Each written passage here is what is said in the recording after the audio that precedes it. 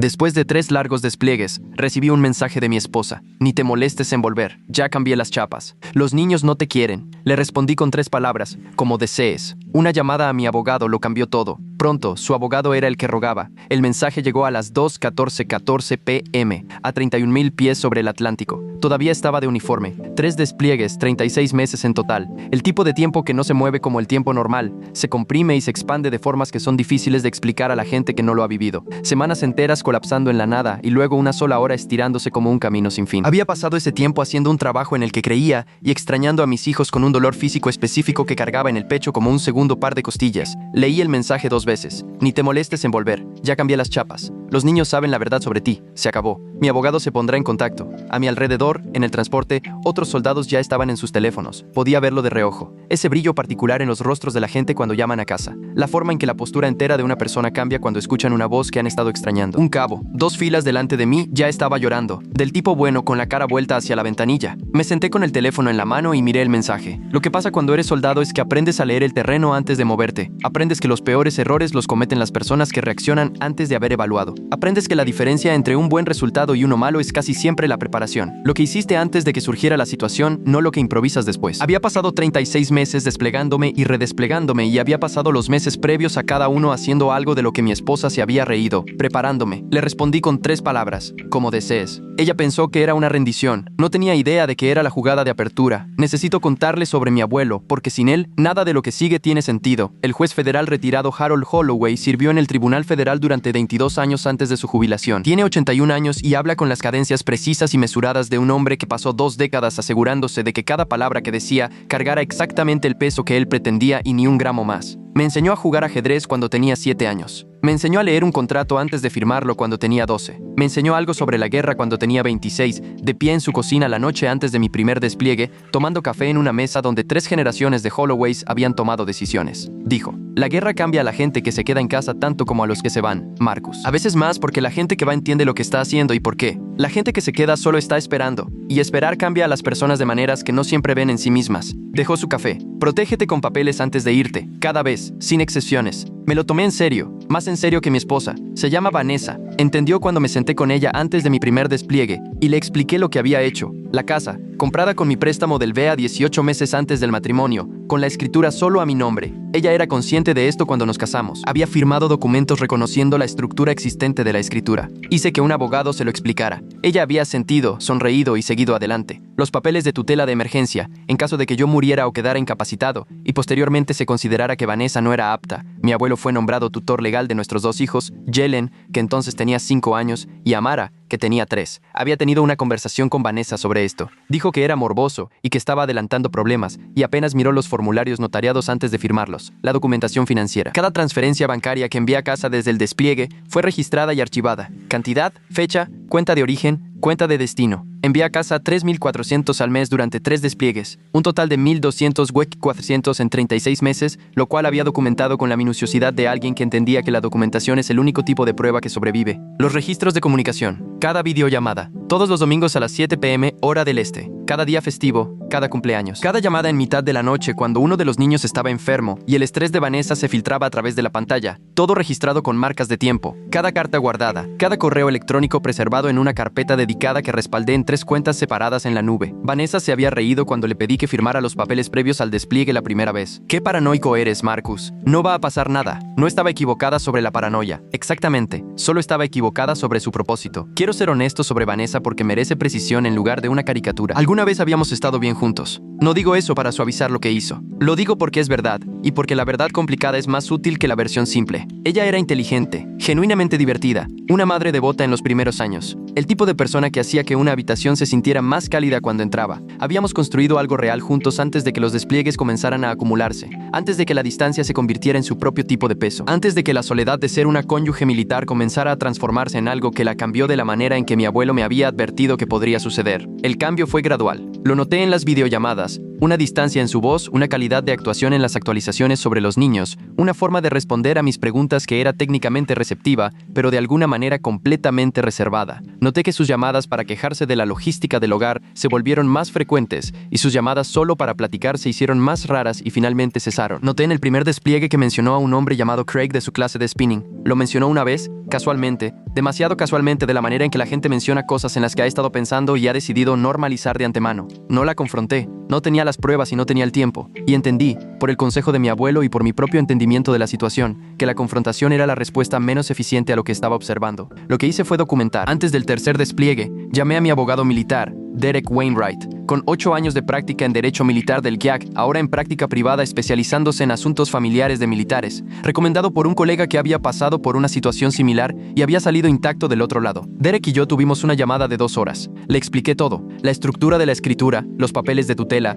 la documentación financiera, los registros de comunicación. Revisó lo que tenía, identificó lo que faltaba y pasamos las siguientes 3 semanas cerrando las brechas. Marcus, dijo al final de nuestra última llamada antes de que me fuera, si presenta la demanda mientras estás en misión, la va a pasar muy mal. Lo sé, dije. No tiene ni idea. Lo sé, dije. Mi teléfono sonó 6 horas después del mensaje, en algún lugar sobre el Atlántico Medio. El nombre de Derek en la pantalla. Presentó la demanda ayer. Dijo sin preámbulos. Petición de divorcio alegando abandono. Pide la custodia total, pensión conyugal y ha listado la casa como un bien conyugal. No sentí nada particularmente dramático cuando dijo esto. Ni rabia, ni duelo. Algo más funcional. El estado mental específico de alguien a quien le han informado sobre la posición del enemigo y ahora está calculando la respuesta. La voz de mi abuelo en mi cabeza. No pueden emboscarte si tú construiste el terreno. Derek, dije, ejecuta el plan de contingencia. Todo. Una breve pausa. No tiene idea de lo que acaba de empezar, dijo él. Lo sé, dije. Mantengámoslo así hasta esta noche. Aterrizamos en Fort Stewart a las 5:47 p.m. La pasarela de acceso fue la sobrecarga sensorial específica de cada regreso militar a casa. El ruido, el calor, el olor de Georgia en julio, las familias apiñándose hacia la salida como una marea,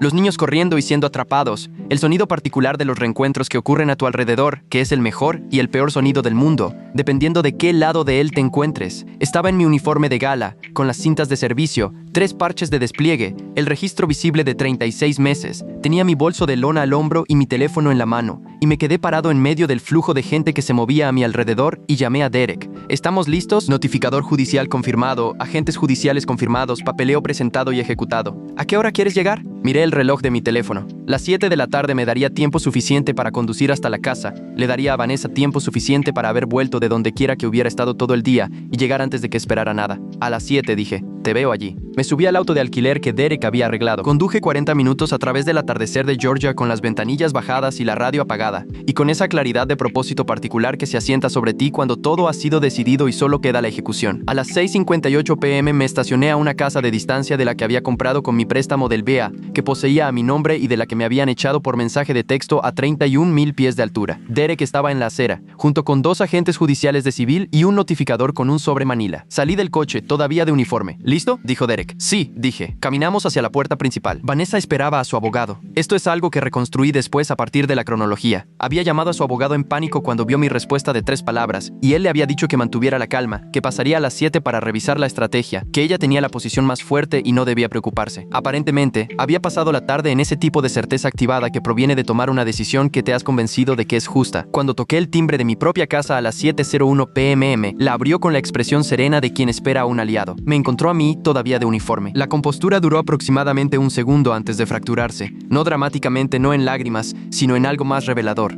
Una rápida serie de microexpresiones que se movieron por su rostro demasiado rápido para que pudiera controlarlas. Sorpresa, cálculo. El reinicio a una versión ensayada de la expresión que había preparado. Marcus, su voz era firme. Le di crédito por eso. No deberías estar aquí. Mandé a cambiar las chapas. Dije, sí, recibí tu mensaje. El agente judicial dio un paso adelante. Señora, soy el agente Terrence Webb del condado de Chatham. Estoy aquí para supervisar la ejecución de una orden de derechos de propiedad. Leyó del documento que tenía en la mano, y no reproduciré el texto legal completo porque es denso y específico, pero la parte relevante era clara. Restitución inmediata de la propiedad al legítimo propietario, como se nombra en la escritura de la propiedad. Sargento de primera clase, Marcus Jack Holloway, Ejército de los Estados Unidos. El rostro de Vanessa se puso blanco. Esta es mi casa, dijo. La palabra mí aterrizó de una manera muy específica. No, dije en voz baja. Siempre fue mía. Giró rápidamente. Había esperado esto. Vanessa no es de pensamiento lento y entendió en los segundos posteriores a la lectura de la orden que el terreno se había movido bajo sus pies y que necesitaba una nueva estrategia de inmediato.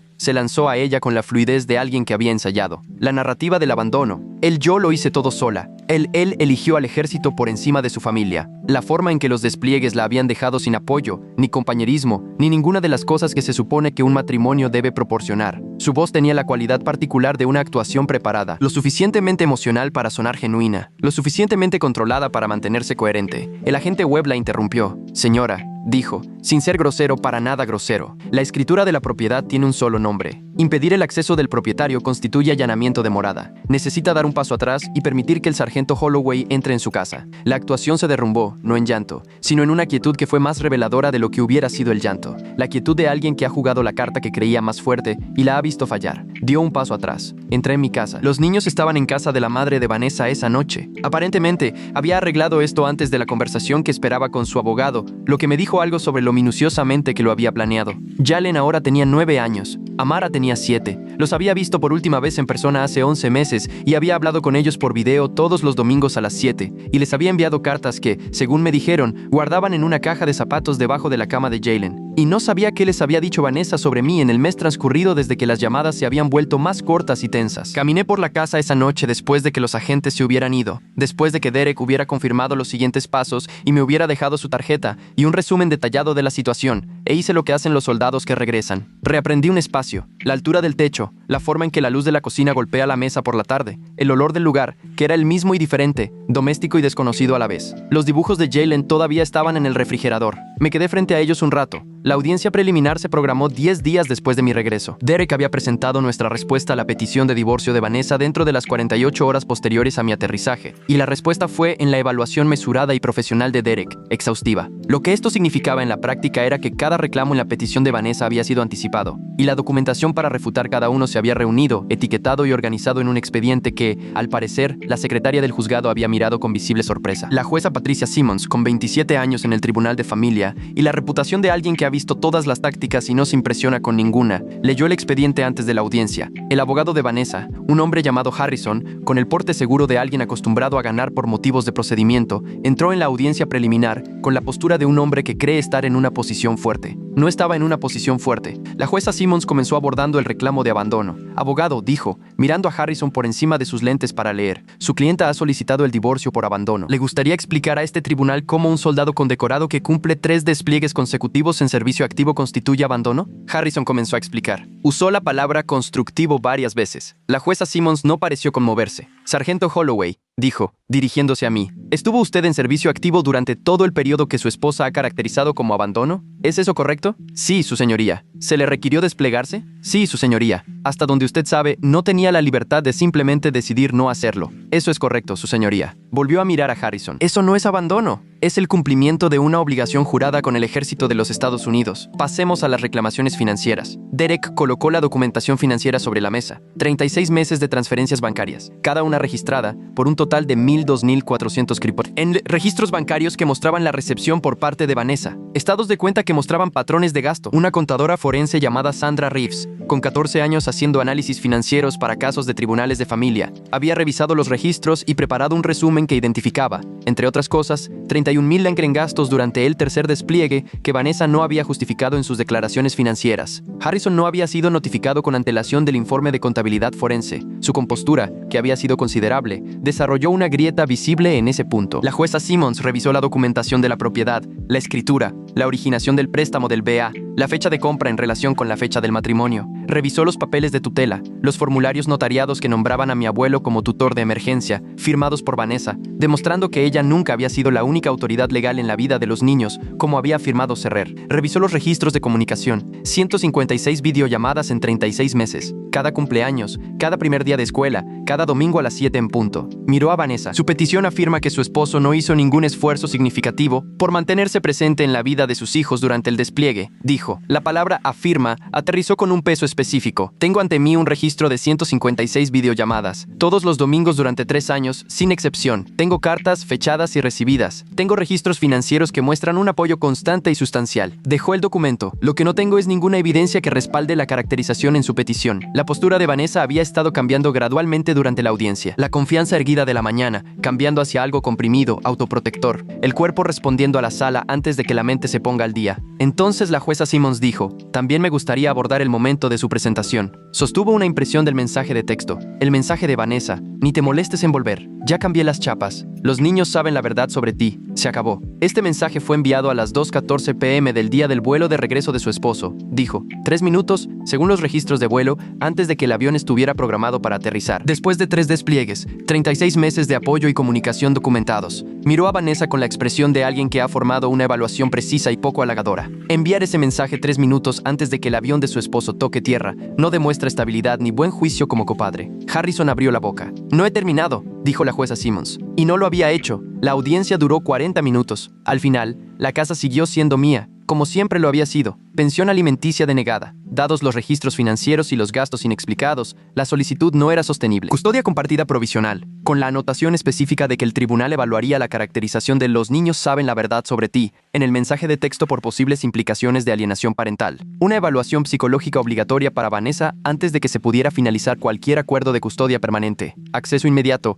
y sin restricciones para mí. Podía recoger a mis hijos esa misma tarde. Harrison solicitó un receso para deliberar con su clienta. Miré al otro lado de la mesa a Vanessa mientras Harrison le susurraba al oído.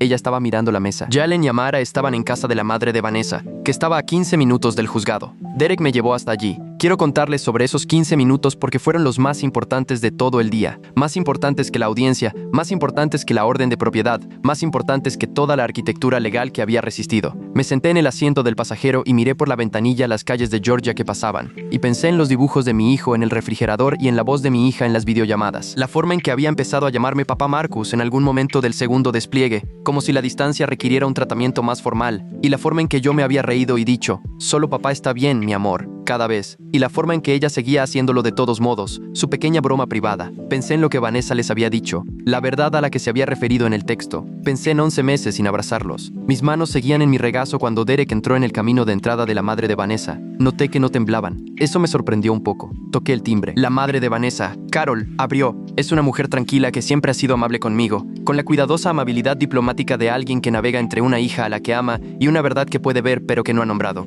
Me miró en el umbral, con mi uniforme, y su rostro hizo algo complicado. Están en el jardín, dijo. Atravesé la casa. El jardín era pequeño y verde, con un roble en la esquina y unos columpios que reconocí de las videollamadas. Jalen estaba sentado en el césped, leyendo algo. Amara estaba en el columpio, impulsándose con las piernas, subiendo más alto de lo que probablemente era prudente. Amara me vio primero. Dejó de impulsarse. El columpio se desaceleró. Me miró con la expresión particular de una niña que está procesando algo que es demasiado grande para una sola expresión. Papá, dijo. No, papá Marcus, solo papá. Jalen levantó la vista de su libro. Crucé el jardín. No tengo palabras para los siguientes minutos que sean proporcionales a lo que fueron. Son míos. Me los quedo. Lo que sí les diré es que cuando Amara me rodeó el cuello con sus brazos, pequeños y feroces, con el agarre de una niña que no ha olvidado, entendí con una claridad que no tenía nada que ver con escrituras de propiedad o transferencias bancarias u órdenes judiciales. Exactamente lo que había estado protegiendo todo este tiempo. No un argumento, no un caso. A ellos. Harrison llamó a Derek a la mañana siguiente a las 9:15 a.m. Derek me transmitió la llamada esa tarde y su resumen fue preciso.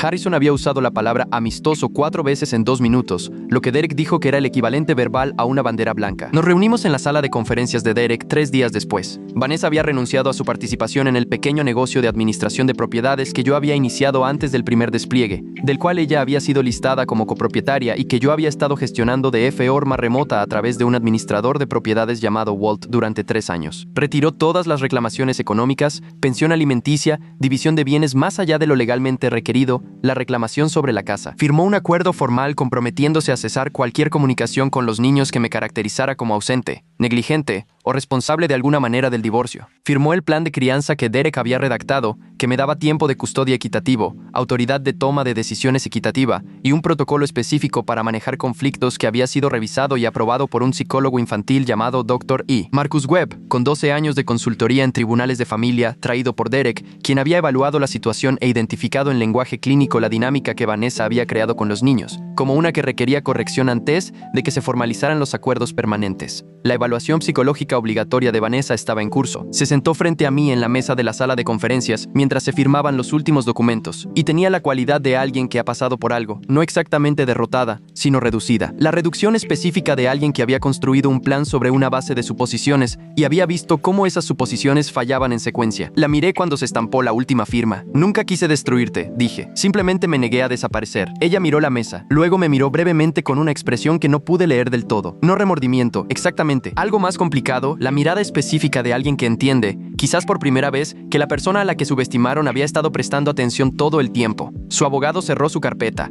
Ninguno de los dos dijo nada. Mi abuelo vino a verme 2 semanas después del acuerdo. Tiene 81 años y todavía conduce, algo sobre lo que su médico tiene opiniones y que él considera no negociable. Llegó a la casa. Mi casa, a la que había regresado, la que ahora también es el hogar de mis hijos en las semanas que están conmigo. Con una botella de bourbon que no iba a poder terminar antes de que se echara a perder. Y una mirada en su rostro que reconocí de partidas de ajedrez de hace 30 años. La mirada de un hombre que ha visto la jugada desarrollarse exactamente como la predijo y está experimentando algo entre satisfacción y algo más antiguo y silencioso que la satisfacción. Nos sentamos en el porche trasero. Jalen y Amara estaban adentro, haciendo el ritual del domingo por la noche. Cena, baños, la discusión particular sobre qué programa ver que ha sido confiablemente la misma desde el principio de los tiempos y continuará hasta que tengan la edad suficiente para que la discusión se convierta en otra cosa. Mi abuelo sirvió 2 vasos y no dijo nada por un rato. Luego dijo, tu abuela y yo estuvimos casados 43 años. Lo sé, dije. 43 años es mucho tiempo para hacer papeleo, dijo. Pero siempre lo hice. Todo en papel, todo documentado. Porque la ley no se trata de sentimientos, Marcus. La ley se trata de lo que puedes probar. Miró el jardín. Lo hiciste bien, dijo, viniendo de un hombre con 22 años en el Tribunal Federal. Esa frase tenía un peso específico. Tuve un buen maestro, dije. Bebimos nuestro bourbon. Adentro, la discusión sobre el programa llegó a su habitual resolución inconclusa. Podía oír la voz de Amara subiendo y la de Jalen bajando, y luego el sonido de la televisión, lo que significaba que alguien había cedido, lo que significaba que ambos habían crecido un poco desde la última vez que estuve aquí para presenciarlo. Me senté con mi abuelo en mi porche trasero, en la casa que había construido en papel antes del primer disparo del primer despliegue, y escuché a mis hijos negociar entre ellos de la forma ordinaria y milagrosa de los hermanos, y pensé en 36 meses y transferencias bancarias, y llamadas de los domingos a las 7,